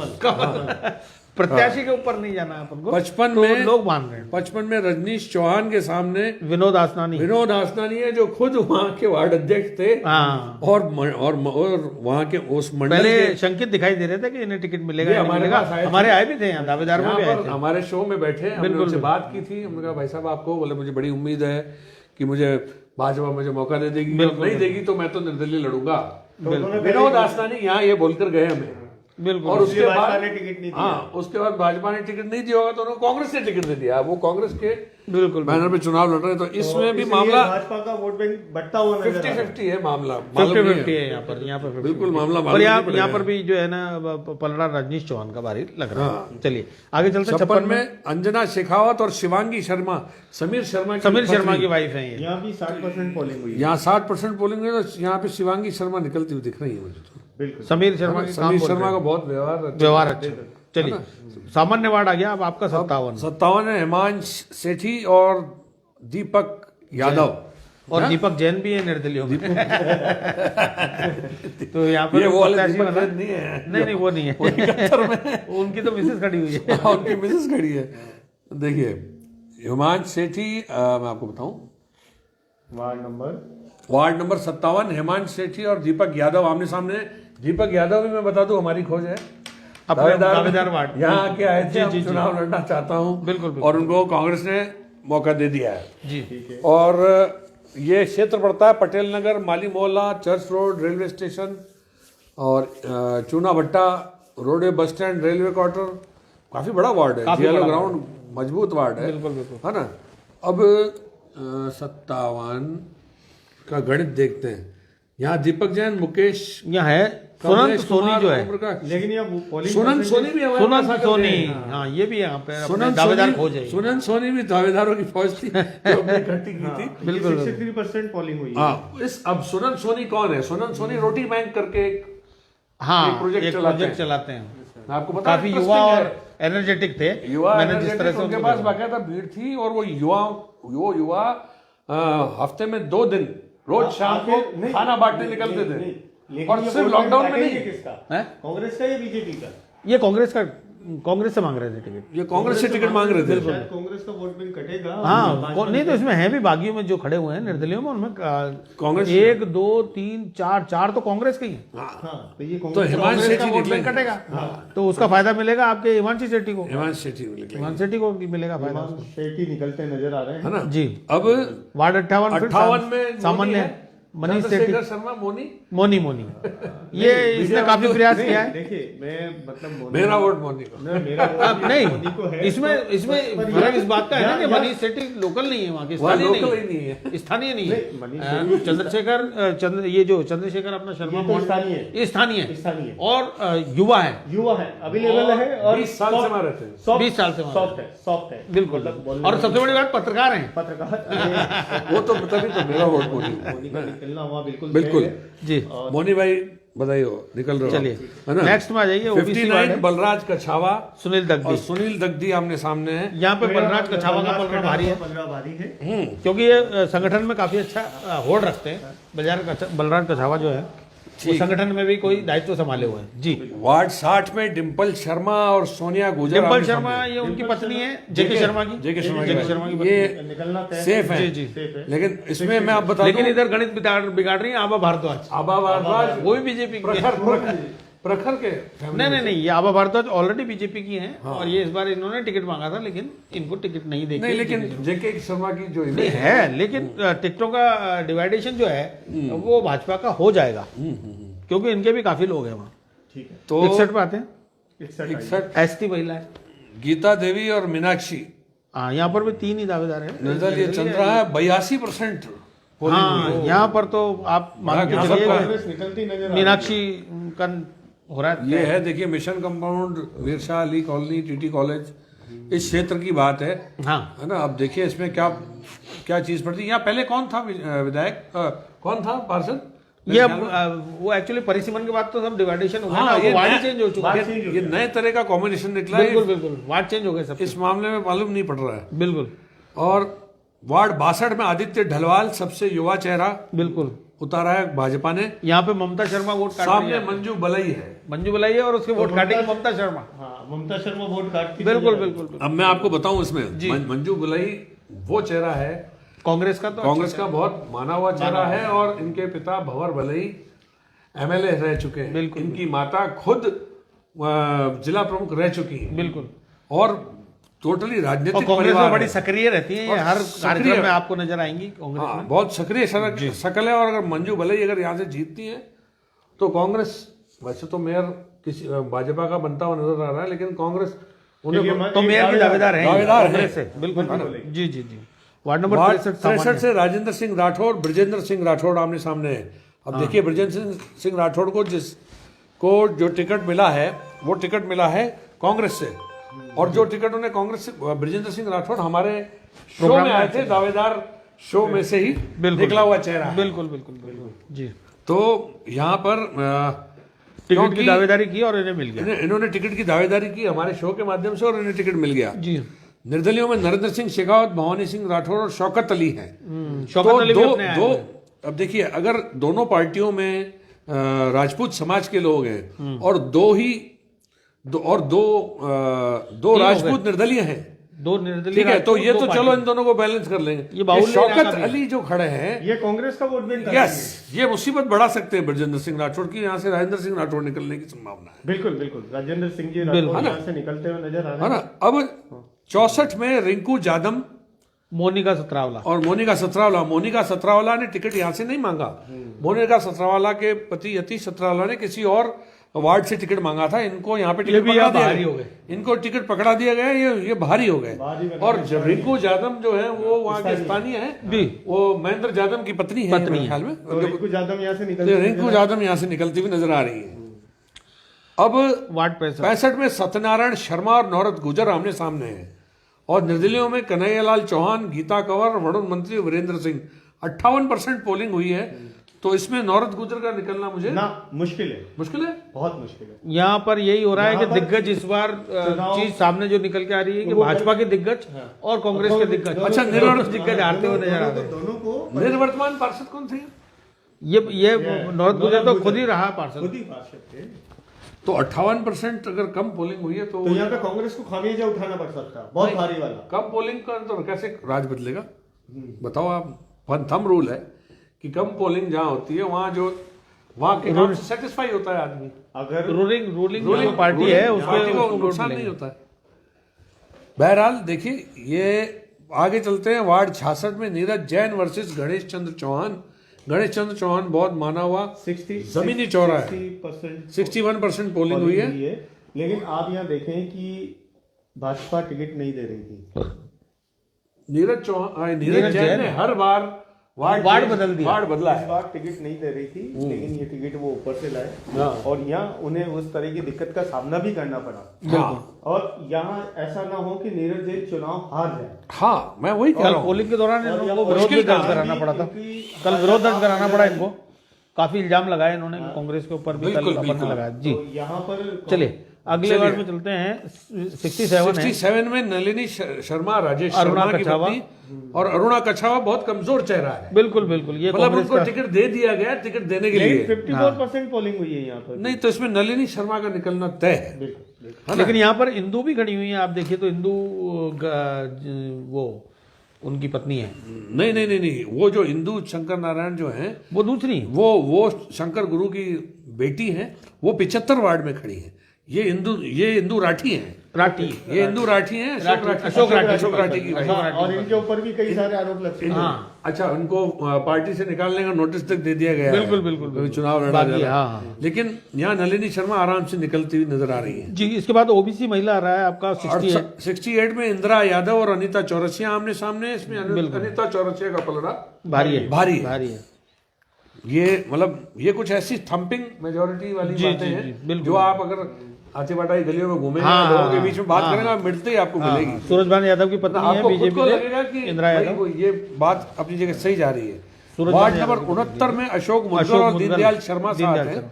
यहाँ पे दीनदयाल शर्मा शर्मा ने अच्छा काम किया हुआ है और कांग्रेस का चर्चित चेहरा रहा है इस इलाके के लिए। ये निकलेंगे। और अब जहाँ तक निर्दलियों की बात की जाए, थोड़ी सी टक्कर जो देंगे वो संदीप तोमर देंगे। नहीं, संदीप तोमर में वो बात अब कांग्रेस की दिखी नहीं। वो कांग्रेस इतनी बार चुनाव लड़ चुके हैं वो कि वो इन्हीं के वोट काटेंगे। नहीं, संदीप तोमर को देखते ही भाई लोगों के मन में आता है भाई चुनाव वाले बाबा।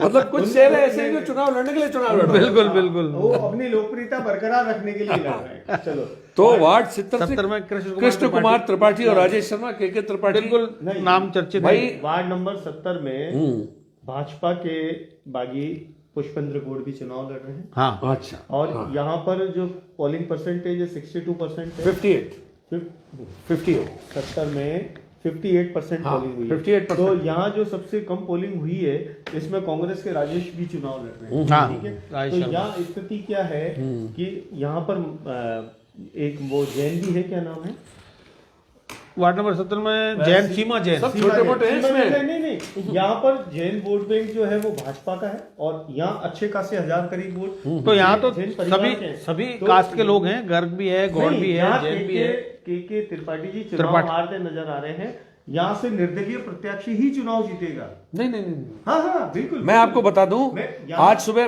मतलब अगर सट्टा बाजार की माने तो, अगर सट्टे बाजार की माने तो सुनाई नहीं दे रहा है कि के त्रिपाठी जीते हुए। जीते हुए। नहीं, तो मेरा मत के त्रिपाठी है। चलिए कोई नहीं, 31 को दोपहर 12 बजे बात करेंगे। 31 को दोपहर 12 शुरू होगा। नहीं परसों नहीं 12 बजे रिजल्ट आना शुरू हो जाएगा। आपका 9 बजे से मतगणना शुरू हो रही है और आपका 11 बजे से रिजल्ट आने शुरू हो जाएंगे। चलिए आगे बहरहाल वार्ड 71 में रमेश सोनी, मोनिका जैन और मोनिका जैन, ये दीपक जैन जो है जहाँ व्यवसायी, रमेश सोनी ओबीसी से है, ओबीसी वार्ड है, लेकिन रमेश सोनी और दीपक जैन जो व्यवसायी हैं, व्यवसायी है, उनकी पत्नी है। उनकी आप ये माने कि उनकी पत्नी रमेश है। सोनी जी को यहाँ दिक्कत उठानी पड़ सकती है।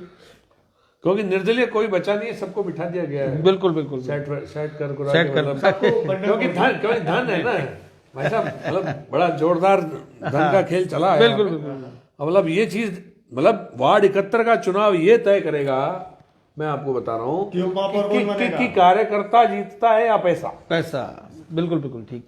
अब किसके जीतने पे पैसा सिद्ध होता है, किसके जीतने पे कार्यकर्ता सिद्ध होता है, ये बोलूंगा तो अतिशयोक्ति है। 72 के अंदर चलिए वार्ड 72 की बात करें तो गोपाल शर्मा वर्सेस गजेंद्र सिंह रलावता। तो ये तो ये तो खुद लड़ रहे हैं चुनाव। ये तो कोई मतलब निगम नहीं से है। रिटायर्ड होते के साथ ही और ये चुनाव मैदान में उतर गए गोपाल ताल शर्मा ठोक जी के। निकलते नजर तो आ रहे हैं। गजेंद्र सिंह जी रलावता की यहाँ स्थिति महेंद्र सिंह रलावता के अच्छा? टक्कर में नहीं है, मजबूत स्थिति नहीं है। 67% है पोलिंग, हाँ नहीं है। नहीं है। चलिए यहाँ रलावता जी अगर चुनाव हार गए तो शायद अगली बार दोनों भाई टिकट ना मांगे।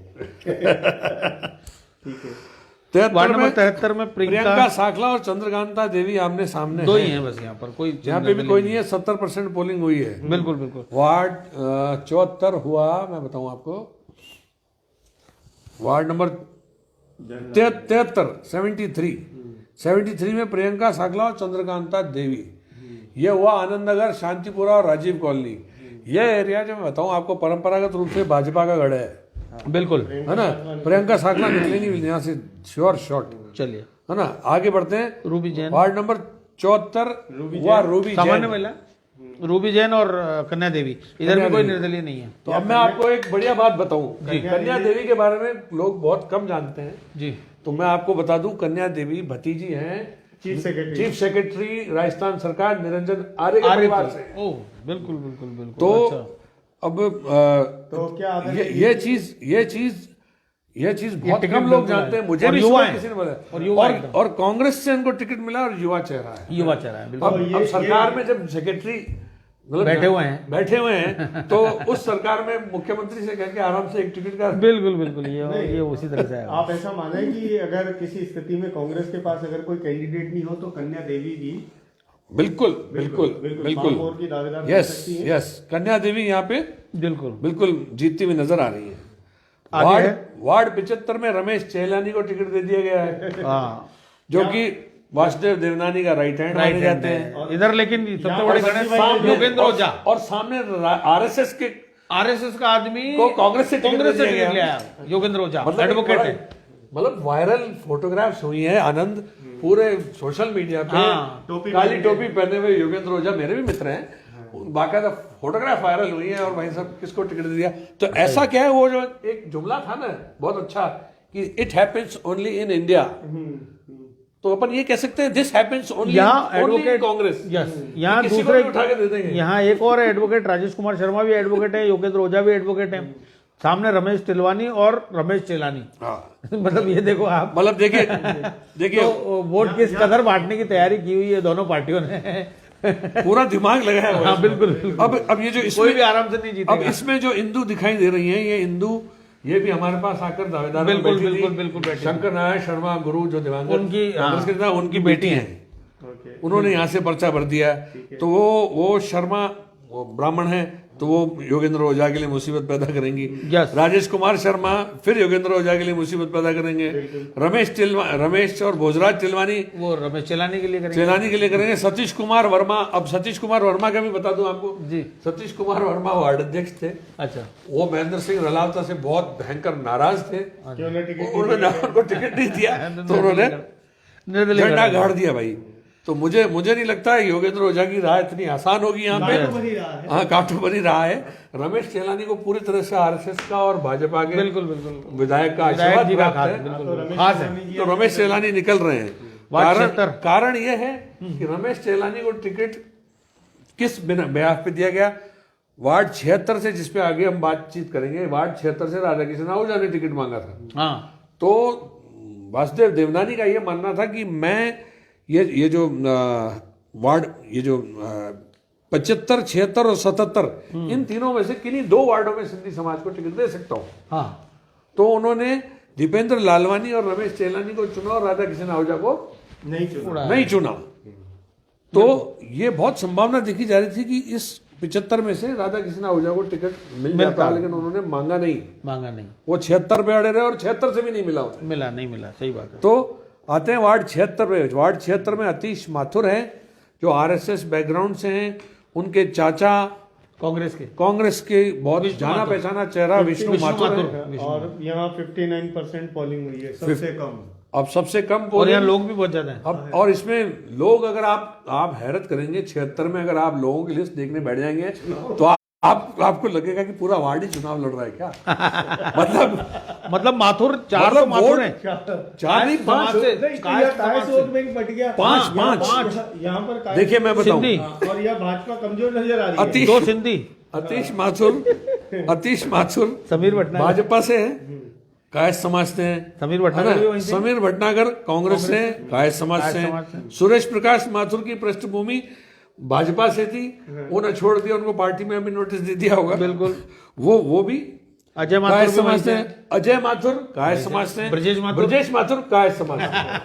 मतलब ठीक है। 5 कायस्थ चुनाव लड़ और रहे हैं। 2 सिंधी हो गए, पूजा और उसमें किशन। पूजा तोलानी और किशन चेलानी, चेलानी। 2 सिंधी हैं। अब 76 का समीकरण क्या है? 76 का समीकरण है मेजरली सिंधी और कायस्थ और अदर्स, है ना। अदर्स में राजपूत भी आ रहे हैं, थोड़े बहुत राजपूत भी आ रहे हैं, अदर्स में जैन भी आ रहे हैं। अगर जैन की बात करें तो पाटनी जी निर्मल कुमार पाटनी ऑलरेडी लड़ रहे हैं उसमें।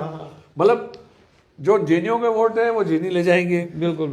कायस्थों के वोट 5 जनों में बटेंगे, सिंधी वोट 2 जनों में बटेंगे। मतलब यहाँ ऐसा कादा खिचड़ी है कि यहाँ पे कुछ भी कमिट कर देना कि साहब ये जीत जाएगा। यहाँ जोरदार जो प्रचार किया वो बंटी भाई ने किया। हाँ, उनका बल्लेबाज चुनाव चिन्ह था और काफी अपन ने देखा, काफी रैलियां वगैरह निकाली उन्होंने। लेकिन यहाँ पे सिंधी युवा जो थे, चलिए टक्कर है, देखते हैं 31 को किसका पास है। बिल्कुल रन ज्यादा बना पाता है। या लेकिन हार जीत कम से कम 10-12 वोटों से ज्यादा। हाँ, बहुत कड़ी टक्कर है सभी वार्डों में। अब बात करते हैं वार्ड 77 की। लंबा चौड़ा अंतर नहीं मिलेगा। वार्ड 77 है दीपेंद्र लालवानी, ऐतिहासिक वार्ड, क्योंकि कोई है ही नहीं उनके सामने। दीपेंद्र लालवानी इतने लकी हैं कि उनके सामने 2 निर्दलीय कांग्रेस का पर्चा भरा ही नहीं और 2 निर्दलीय हैं, दोनों जय हिंद है। ये वही वाला वार्ड है जिसमें प्रताप यादव जी के दोनों मिल रहे हैं। हाँ, वही वार्ड है। दोनों माँ बेटियों को सिंबल नहीं मिलना था और वो सिंबल एंड टाइम पे इधर हो गया और प्रताप यादव जी रह गए। नहीं, प्रताप यादव यहाँ से नहीं थे। अच्छा, ये दूसरा किस्सा है। भारती भंडारी को यहाँ से टिकट दे दिया कांग्रेस ने। अच्छा, उन्होंने पर्चा भर दिया निर्दलीय। ओहो जी। एंड टाइम पे वो चीज रिजेक्ट हो गया पर्चा। दोनों मतलब सिंबल रिजेक्ट हो गया क्योंकि सिंबल से उन्होंने भरा नहीं था। इस तरह से वहां मिसमैरिज्म हुआ और ऐसा तो दीपेंद्र लालवानी 2-3 वार्डों में हुआ। बस बिल्कुल दीपेंद्र लालवानी 1 साइडेड है एक तरह से। जी। तो यह भी भाजपा की सीट है। वार्ड 78 में कृष्ण कुमार टाक, हमीद खान, पवन बैटरी वाले हैं। उनका अपना सर्किल है, लेकिन वो इतना मजबूती से उभर के आते हुए नजर नहीं आ रहे हैं। अमित खान जो है यहाँ पे क्लियर कट बाजी मारते हुए दिखाई दे रहे हैं। ठीक, बिल्कुल। वार्ड 79 में वीरेंद्र वालिया और राजकुमार वजीरानी ये वही हैं वीरेंद्र वाले और वजीरानी जो राजकुमार वजीरानी वही हैं जो अपने जिनको धमकाया गया था। धमका जो धमकी से डर के आकर हमारे ऑफिस में हमारे बैठे ऑफिस आए थे। उसके बाद बातें और बहुत सारी बातें, उसके बाद गुम हो गया अगला। बिल्कुल बिल्कुल। वीरेंद्र वाली मतलब क्या हमारे किया? इंटरव्यू चलाते ही मेरे पास डिप्टी एसपी का फोन तक आया कि सर इन्हें हमारे पास भेजिए, समस्या है। तो मैंने उस व्यक्ति को कहा भाई तुम्हारे लिए फोन आ गया, उसकी इतनी हिम्मत नहीं हुई कि वहां चला जाए। बिल्कुल बिल्कुल। और वो कह रहे थे हम कलेक्टर से भी बोल रहे हैं, तो डर के आगे निकल नहीं पाए ना, निकल नहीं पाए, जीत नहीं पाए। तो यहाँ से वीरेंद्र वालिया जो है हाँ, वो वन साइडेड निकल रहे हैं। वार्ड नंबर 80 में धर्मेंद्र सिंह चौहान ये पंचम के नाम से मशहूर है। और मुबारक अली जो पारंपरिक चेहरा है, यहाँ मुबारक अली जीतते, यहाँ मुबारक अली जीतते हुए नजर आ रहे हैं। अच्छा, धर्मेंद्र चौहान ने भी बहुत कड़ा मुकाबला है, कड़ी टक्कर है। वार्ड परिसीमन के बाद में जो है ना, वही कह रहा हूँ कि वोटों का डिवाइडेशन हो गया, उस वजह से जो है अच्छे प्रत्याशियों को इस बार हार का मुंह देखना पड़ सकता है। चलिए अब ये तो है 80 के 80 वार्डों का रुझान। अब मैं आपको बताऊं, सुबह मैंने जब अलग अलग देखिए, इसको सम अप करते हैं आनंद जी। देखिए इस स्थिति में बोर्ड तो सीधा बीजेपी का बनना तय है। जी। बात अगर आंकड़ों की और संख्या की करें तो सुबह अगर सट्टा बाजार की माने तो जी, जो सुनाई दी चर्चा, सट्टा बाजार ये मान रहा था कि साहब 30 सीटें कांग्रेस, 35 सीटें बीजेपी और 15 निर्दलीय अदर्स। और जहां तक मैंने बैठकर आकलन लगाया तो उसमें मुझे लगा कि 46 सीटें बीजेपी, 24 सीटें कांग्रेस और 10 सीटें, जिसमें कि 7 सीटों में बराबर कड़ी टक्कर लग रही है, जिसमें अभी भी डिसाइड नहीं किया जा रहा है किस तरफ पड़ रहा है, 50-50 है जी, वो सीटें। और बाकी 3 सीटें जो वही 11, 12, 13 जो कांग्रेस की, वो तो 3 है ना, तो वो 7 जिनमें कड़ी टक्कर है, जिनमें सारी लगभग अपन सीटें डिस्कस कर चुके हैं जी, है ना, वो सीटें। और ये 3 सीटें जहां पे कांग्रेस ने उम्मीदवार अभी चुना ही नहीं, मतलब जो जीत जाएगा वो अपना। बिल्कुल। उनको लग रहा है कि वो हमारी है, और हो सके वो प्रयोग किया, हो सके कि ये प्रयोग उनका सपना है। मतलब वो लोग जीतने के बाद सामने चले जाए। हो सकता है जीतने के बाद वो भाजपा को समर्थन दे। हाँ, कुछ पता नहीं, क्योंकि भाजपा ने तो ऑलरेडी वहां से खड़े किए हैं, इसलिए चलिए तो कोई दिक्कत नहीं। मेरे हिसाब से फाइनली मेरा रुझान ये है कि 46 सीटें बीजेपी को आएगी, 24 कांग्रेस को आएगी, 7 सीटें में अभी भी कड़ा मुकाबला, और कुछ कह नहीं सकते। 3 सीटें हैं वो जिनमें बिल्कुल कड़ी टक्कर हो चुकी है। ठीक है, कड़ी टक्कर के 3 सीटें ऐसी है जिसमें है ही नहीं, उम्मीदवार ही नहीं खड़ा किए। तो ये 7 और 3 अलग छोड़ दिया जाए तो बीजेपी 46 और कांग्रेस 24। बोर्ड तो 100% बीजेपी का भाजपा का बन रहा है। और भाजपा ने उसके लिए बाड़ेबंदी भी कर दी, मतलब कांग्रेस से एडवांस चल रही है और आज सभी पार्षदों को इकट्ठा करके और दूसरे स्थान पर ले जाया गया। जिला प्रमुख के चुनाव से चोट खाई हुई बीजेपी ने, वो छाछ भी फूक फूक के पीती हुई नजर आ रही है। तो भाजपा का बनना लगभग तय है जी, क्योंकि अजमेर इतने सालों से भाजपा का गढ़ रहा है और अब भी है, और यहाँ देवनानी जी और अनीता बघेल की दोनों की साथ दाव पर लगी है। लेकिन सबसे बड़ा नुकसान ये होगा कि अगर अनीता बघेल अपने महापौर के कैंडिडेट को नहीं जीता पाई, या देवनानी जी अपने महापौर के जो कैंडिडेट है वहां तो एक तरफा है। देखिए मैं बताऊं आपको, दक्षिण से महापौर बना तो ब्रजलता हाडा महापौर होंगी, बिल्कुल बीजेपी में। यस। उत्तर से बना तो वंदना नरवाल होंगी, वंदना नरवाल, राइट। और सामान्य तो क्या दिग्गज परेशानी उठा रहे हैं भाई। और मैं बताऊं आपको, देखो मोटी बात, अब देखिए चर्चा तो हो गई, मैं आपको बड़ी स्पष्ट बात बता रहा हूं। मैं आज इस चीज पे ब्लॉग भी लिखता जी, लेकिन इतना लंबा ब्लॉग अगर 80 लोगों पे लिखता एक साथ तो मुझे शायद किताब ही लिखनी पड़ती। बिल्कुल। तो मैंने सोचा कोई बुद्धिजीवियों को बिठा के चर्चा ही कर लूं। मुझे जो चीज लग रही है कि इस बार कांग्रेस का खेल जो बिगड़ा है, वो कांग्रेस का खेल एक्चुअली बिगड़ा है उप महापौर बनने की रेस में शामिल होने वाले लोगों की वजह से। कांग्रेस में कोई भी पार्षद टिकट नहीं, पार्षद का चुनाव नहीं लड़ रहा था, जिससे देखो उप महापौर बनने के पीछे पड़ा था। बिल्कुल। कांग्रेस के पास नेता नहीं था, अजमेर में कोई नेतृत्व नहीं था। सचिन पायलट डैमेज करके यहाँ से बुरी तरह से फैटल डैमेज कांग्रेस को पहुंचा के यहाँ से कूच कर गए। वो अभी तक कंट्रोल नहीं हो पाया। वही कंट्रोल नहीं हो पाया, पीछे पूरा कादा हो रखा है। बिल्कुल। कोई भी जिम्मेदारी लेने को तैयार नहीं था। इसलिए हिम्मत करके कुछ लोग जैसे डॉक्टर राजकुमार जयपाल हैं, उन्होंने बड़ी जिम्मेदारी से अपने लोगों को टिकट दिलाए और अपने लोगों के लिए जूझते हुए नजर आए, है ना। राजकुमार जयपाल के अलावा बाकी मुझे कोई भी कांग्रेस का नेता फील्ड में ऐसा दिखाई नहीं दिया सक्रिय तौर पे, बिल्कुल, जो पार्टी के लिए लगा हुआ हो। सही बात है। बाकी लोग जैसे महेंद्र सिंह रलावता है, वो सिर्फ अपने भाई गजेंद्र सिंह रलावता के फंक्शंस में दिखाई दिए, उन्हीं के प्रचार में अधिकांश दिखाई दिए। डॉक्टर गोपाल भाई थे, एका दुक्का जगह दिखाई दिए। विजय जैन निर्वर्तमान वर्तमान कांग्रेस अध्यक्ष है, वो भी राजकुमार जयपाल के साथ कोऑर्डिनेट करके जितना हो सका उन्होंने किया। लेकिन ये मान के चलिए इस चुनाव में नजर ये आया कि डॉक्टर राजकुमार जयपाल के अलावा कोई ऐसा मजबूत आदमी अब कांग्रेस के पास बचा नहीं है, बिल्कुल बिल्कुल, जो कर्णधार की तरह जिम्मेदारी से पूरी एक्टिव रहे राजकुमार ये जयपाल जो पूरे चुनाव के दौरान। यस, और ये जो टूटन है कांग्रेस की, ये टूटन महापौर बनने, उप महापौर बनने का ख्वाब देखने वालों की फौज, इस चीज का खामियाजा कांग्रेस को भुगतना पड़ेगा। ये दिखाई दे रहा है। अभी कांग्रेस को और लंबा इंतजार करना पड़ेगा अपना बोर्ड बनाने के लिए। बोर्ड तो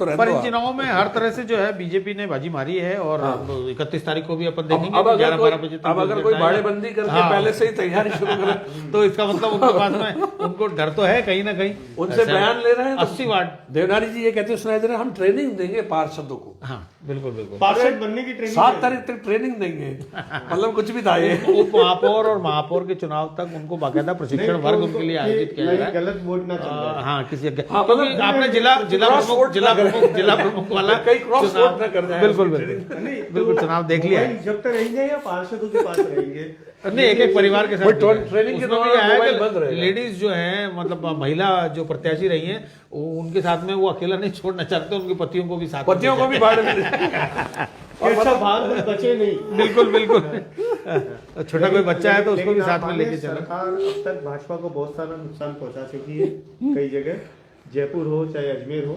आप अजमेर में आपने जिला प्रमुख का चुनाव, बिल्कुल वो इसीलिए मैं कह रहा हूँ कि भाजपा इस बार नहीं, ऐसी परिस्थितियां दोबारा अजमेर में ना हो, इसलिए इन्होंने बाड़ेबंदी तो कर ली। लेकिन आखिरी वक्त कुछ भी हो सकता है, क्योंकि महापौर का दावेदार कांग्रेस उतारेगी और टक्कर होगी। लेकिन आप इस आप पिछली बार के इस बात से आप अंदाजा लगाएं कि पिछली बार जब कांग्रेस के बैनर से जब सुरेंद्र सिंह जी शेखावत ने चुनाव लड़ा और कांग्रेस ने क्रॉस वोटिंग की और उनका बोर्ड नहीं बन पाया, एक अतिशयोक्ति कांग्रेस के लिए बहुत बड़ी वो रही, लेकिन ये रही कि वो वापस भाजपा में भी आ गए। लेकिन इस बार जो है कांग्रेस उस तरह का खामियाजा नहीं उठाना चाहेगी। बिल्कुल, तो अब शायद हो सकता है कि सरकार ने कुछ समीकरण तय किए हो। चलिए, ये था आज मतलब लॉन्गली अवेटेड 80 के 80 वार्डों का समरी, 80 के 80 वार्डों का समअप। सबका भाग्य ईवीएम मशीनों में बंद हो चुका है। हम लोग बैठे हुए यहाँ माहौल बना रहे हैं, बातें कर रहे हैं और आप लोगों को अपना आकलन बता रहे हैं। हालांकि अजमेर की जनता बहुत इंटेलिजेंट है, अजमेर के बुद्धिजीवी बहुत अपना दिमाग खपा चुके होंगे, और चौराहों पर हर जगह, चाय की होटलों पर, पान की दुकानों पर, सब जगह यही चर्चा चल रही है। तो हमने सोचा इस चर्चा के सागर में एक आध चमचा हम भी डाल दें, तो हमने कर दिया है। बाकी अब नहीं, अब हम मिलेंगे जब सारे रिजल्ट समीकरण आ जाएंगे कि कौन बनेगा महापौर। अब का शो होगा कौन बनेगा महापौर, कौन बनेगा। आज के लिए फिलहाल इतना ही। जुड़े रहिए हॉराइजन न्यूज से। धन्यवाद।